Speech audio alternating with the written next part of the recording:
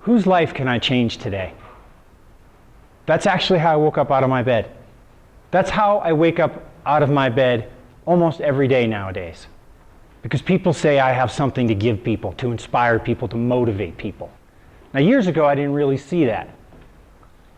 When I was 19 years old, I was so scared of the rest of my life. Things had gone so badly. I was living in the back of my Bronco 2. My mother had moved out of state. I had no father. I was a senior in high school. I was captain of my swim team. I was terrified. Living in my car, what do? I started selling marijuana to pay for bills. I was so busy. I hung out with the wrong crowd. I went with some guy who was causing trouble in the community. They pulled me over, searched my car. Yeah, quarter pound of marijuana. I spent a week in Boston County Jail. Let me share with you what real fear is. Fear is walking up to a man while I was there and asking why they wouldn't let him out of his cell, and him sharing that he had gotten drunk and angry and killed his girlfriend. Now, I sat there as a 19-year-old, very confused in my life, and it just shook me to my core. This man was a shell. He was apologetic. It was over. His life was gone. And I stood there in that moment, and I got a reality check that was big. Is that where I want to be? Am I the tough 19-year-old kid who's going to be slinging? Based on results, I was not a good drug dealer.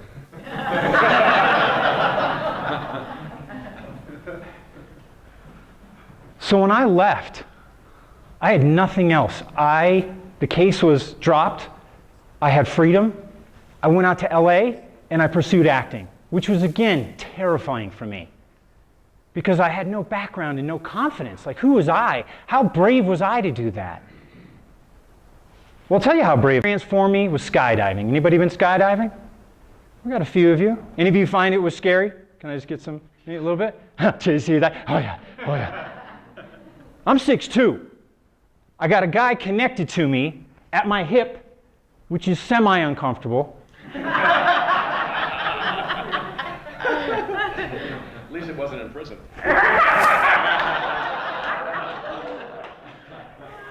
To circle back on fear, I never took a shower while I was there. Funny as that may be, that's the truth. Anyway, he's got me by the shoulder. We're inching towards the door. Now, I want to be clear. I'm 6'2". The door is this big. So the metaphor of fear is very real for me in that moment, as he is shoving me down into the door like this, and I will say I must have dropped about 20 to 30 F-bombs in that moment, over and over, because he had to shove me out the door to get him through the door, so the wind is blowing by my face as I'm like, oh my God, I'm looking 13,000 feet, I'm about to drop out the plane, and as soon as you drop out, it's blissful. Skydivers, can you relate? Absolutely. It's total harmony. If you think that there's a heaven and you could be an angel, that's what it's like in that moment. There's no stomach loss. There's no roller coaster pulling you. It's just floating. Do you know why? Because your stomach was already going 150 miles an hour in the plane, so all it's doing now is changing the arch. The roller coaster will grab you and yank your body, and your stomach keeps going forward. That's why you get the like, oh. But that again stretched my envelope. I landed, I was safe, I was like, wow, my perception of what I couldn't do was wrong. I was like, wow, I can step through that fear. So I started looking at everything else I was scared of. My dreams. Any of you have big dreams beyond where you're at right now? Anybody? Look at that. I know you do. We all do. Oh, it's huge. So I took a map of America, and I was like, you know what? What else am I scared of? Snowboarding. Let's go do it. So I took the map, I moved from Los Angeles. I came out here, I became a certified snowboard instructor. I was jumping off of 80-foot jumps. It was insane that would happen. Now, let me just encourage you not to do that too often, as I've had a number of injuries that are still working their way out. Thank God we live in a good place like Colorado. So I just want to ask you, when you look at your fear, like what scares you about your dreams? And is it real?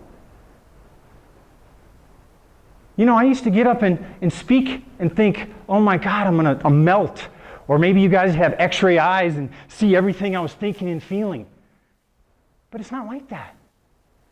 So I want to ask you, in your moment right now, what's something that scares you that you could step through that little door and jump out and make your dreams come true? Gabriel Dicristofaro, thank you.